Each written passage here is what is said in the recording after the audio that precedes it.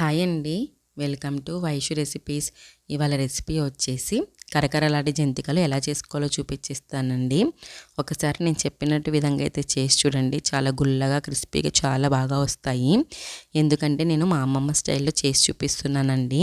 మా అమ్మమ్మ ఎలా చేసేదో అచ్చంగా అలానే చేసి చూస్తాను కాబట్టి జంతికలు అనేటివి గుల్లగా క్రిస్పీగా వస్తాయి.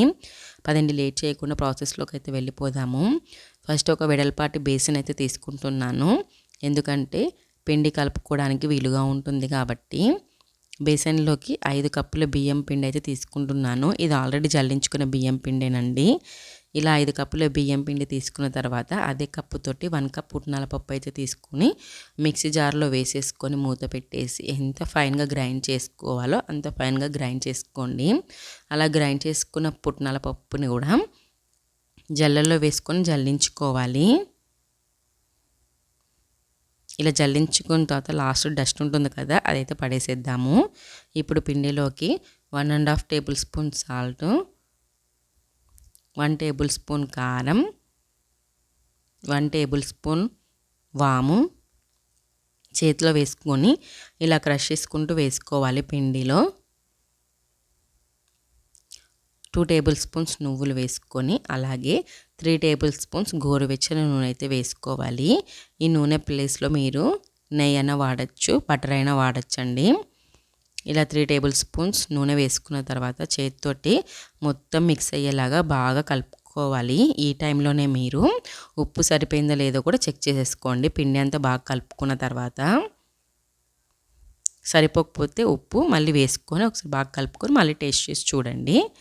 ఇప్పుడు స్టవ్ పైన గిట్ట పెట్టేసి 3 కప్పుల నీళ్లు వేసుకొని గోరువెచ్చగా అయితే చేసుకుంటున్నాను. మరి మరగంచాల్సిన అవసరం లేదండి. నీళ్ళు వచ్చేసి ఇలా వేడెక్కాక నీళ్లు పిండిలో వేసుకోవాలి. కొన్ని వేసుకుంటూ గరిటెతోటి అయితే కలుపుకోవాలి. ఎందుకంటే వేడి నీళ్ళు పోసాం కదా, చెయ్యి అయితే కాలుతుంది కాబట్టి ఫస్ట్ గరిటెతోటి అయితే కలుపుకోవాలి.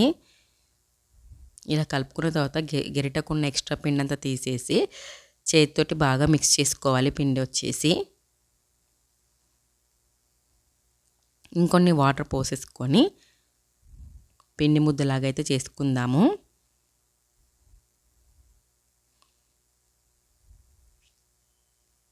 పిండి వచ్చేసి మరీ అంత లూజ్గా ఉండకూడదు, మరీ అంత గట్టిగా ఉండకూడదండి. కన్సిస్టెన్సీ వచ్చేసి వీటిలో చూపించినట్టు విధంగా ఉండాలి. చూడండి, జంతికల పిండి అయితే రెడీ అయిపోయింది కదా. ఇప్పుడు జంతికల గొట్టం తీసేసుకొని జంతికల గొట్టానికి ఆయిల్ అంతా రాసేద్దాము లోపల.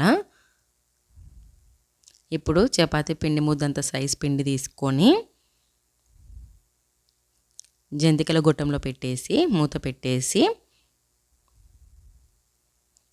స్టవ్ వెలిగించి డీప్ ఫ్రై సరిపడా ఆయిల్ పెట్టేసిన తర్వాత ఆయిల్ హీట్ ఎక్కాక మీడియం ఫ్లేమ్లో పెట్టేసి మనం ఆయిల్లో అయితే జంతికలు అయితే వేసుకోవాలండి. వీటిలో చూపించినట్టు విధంగా వేసుకోండి.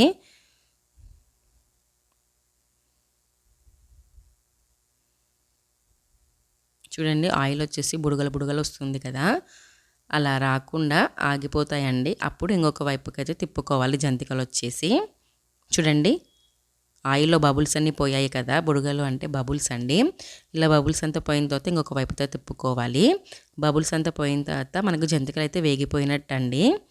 మీడియం టు హై ఫ్లేమ్లోనే చేసుకోవాలి జంతికలు వచ్చేసి. ఈ జంతిక రెడీ అయిపోయిందండి. ఒక బౌల్లోకి అయితే వేసేసుకుందాము.